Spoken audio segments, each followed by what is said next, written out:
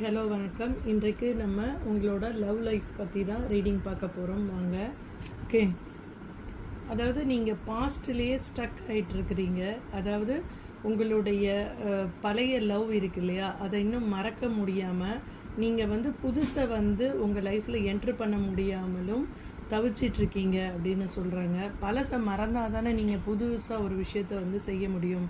Okay, அந்த past ட்ராமாலேருந்து நீங்கள் வெளியில் வாங்க. அதுக்கு கொஞ்சம் டைம் ஆகும்.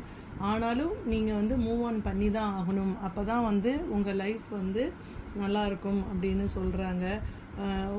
அதாவது ஒரு நல்ல ரிலேஷன்ஷிப், நல்ல ஒரு ஹஸ்பண்ட், நல்ல ஒரு லவர் உங்களுக்கு கிடைக்கணும் அப்படின்றது உங்களுடைய எண்ணமாக இருந்தாலும் அதுக்கான டைமை கொஞ்சம் வெயிட் பண்ணி அவங்க உங்கள் அன்புக்கு தகுதியானவரா அப்படின்னு பார்த்துட்டு அதுக்கப்புறம் அவரை செலக்ட் பண்ணுங்கள் அப்படின்னு சொல்கிறாங்க. Okay, thank you.